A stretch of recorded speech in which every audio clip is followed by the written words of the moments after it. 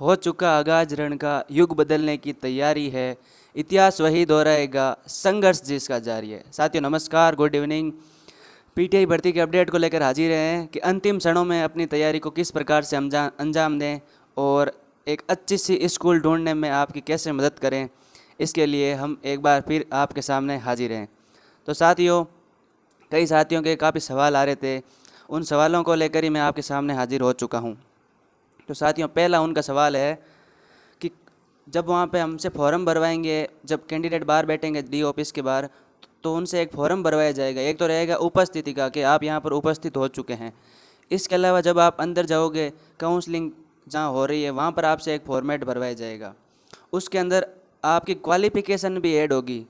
जो क्वालिफिकेशन अभी तक आपने कहीं पर भी ऐड नहीं की है वो वहाँ पर लगानी है। जैसे एनआईएस अभी आप तक कहीं से भी नहीं मांगा गया, अगर आपने कर रखा है तो वहाँ पे ऐड जरूर कीजिएगा।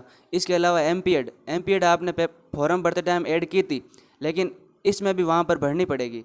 अगर एनआईएस कर रखी है, एमपीएड कर रखी है, 1 साल का एनआईएस कोर्स कर रखा है या 6 वीक कर रखा है, तो वहाँ पर ऐड कीजिएगा। इससे आपकी सीनियरिटी जुड़ेगी और आपको जो ये जल्दी से जल्दी आपका प्रमोशन भी होगा इसी से।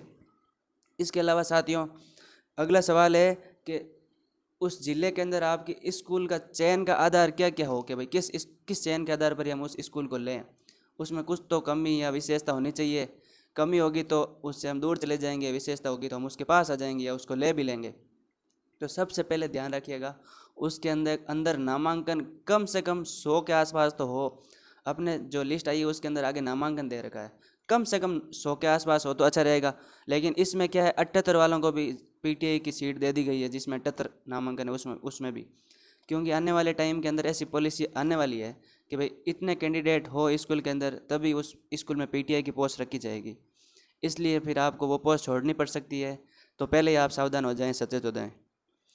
अगला है कि स्कूल नज़दीक हो, ऑन हाईवे पर हो या रेलवे ट्रैक हो उस पर हो। रेलवे ट्रैक से जो जुड़ते हुए गांव हो, तहसील हो या ब्लॉक हो, उनके नज़दीक हो तो फिर आने जाने की सुविधा बहुत ही अच्छी होगी।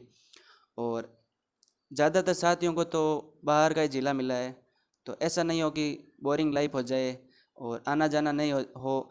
इसलिए पहले से ही ऐसे स्कूलों का चयन करें जो ऑन हाईवे हो या बिल्कुल रेल का जो रूट है उसी रूट पर ही स्थित हो। अगला है आवागमन के साधन। वो आपको मैंने बता ही दिया, आवागमन के साधन बहुत मौजूद हैं।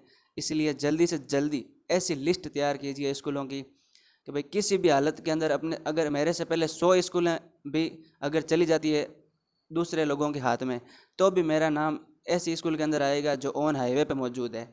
इसलिए कम से कम जहाँ से अपना नंबर स्टार्ट हो रहा है वहाँ से 50 की संख्या में स्कूलें तो आपको आराम से बनानी होगी।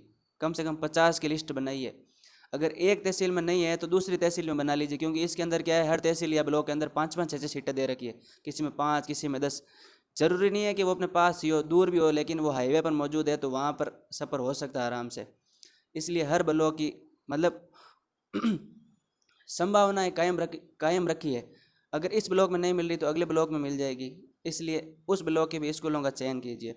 वैसे जो कल 8 तारीख को काउंसलिंग होने जा रही है, उसमें जो साथी कल शाम तक अपने स्कूलों का चयन कर लेंगे, उनकी लिस्ट हर जिला शिक्षा अधिकारी द्वारा सार्वजनिक की जाएगी कि ये सीटें हैं जो अब भरी जा चुकी है अब, और ये सीटें बाकी है जो 9 तारीख को कैंडिडेट है वो चयन करेंगे।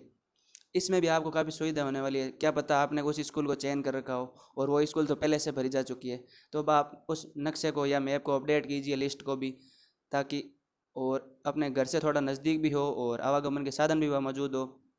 इसलिए जब आप वहाँ जाएँ तो अपने जिला शिक्षा अधिकारी या कोई भी हो उनको अपने ग्रुप में ऐड कीजिए, उस ज़िले के ग्रुप में। जैसे हमारे भीलवाड़ा के जिला शिक्षा अधिकारी जी, वो हमारे ग्रुप में ऐड है। सबसे पहले उन्होंने लिस्ट जारी कर दी स्कूलों की और मेरिट क्रमांक वाली। उनका बहुत बहुत धन्यवाद है। इसी प्रकार भी आप उनको ऐड कीजिए ताकि आपको भी सुविधा हो अपने ज़िले के अंदर। अब है कि डॉक्यूमेंट क्या चाहिए। तो साथियों, पिछले 5 दिनों से सभी अपने डॉक्यूमेंट तैयार करने में लगे हुए हैं। उम्मीद है आप सब ने तैयार कर लिए होंगे। और आज जो लिस्ट आई है अभी 16 कैंडिडेट की, उसके अंदर 77 कैंडिडेट का नाम उसमें शामिल नहीं था जो ज़िले अलॉट हुए थे उसमें से 16 कैंडिडेट की लिस्ट अभी आ चुकी है। तो उनको तो पहले तो बहुत बहुत बधाई, धन्यवाद। उम्मीद है आप सब अपने ज़िले में एक बेहतरीन ढंग से नौकरी करेंगे और भगवान से यही प्रार्थना करेंगे कि जो स्कूल आपने मांगी है वो आपको मिले और उसमें आप अपने सपने को साकार करें। जो सपना आपके माता पिता ने देखा था, पिछले कितने सालों से आप उस पोस्ट को पाने के लिए काबिल थे, पता नहीं कितनी रात आप सोए नहीं, कितनी रात आपने लाइब्रेरियों के अंदर निकाली, और भी पता नहीं कितने कारण थे जो उस पोस्ट को पाने के लिए आपको मोटिव कर रहे थे।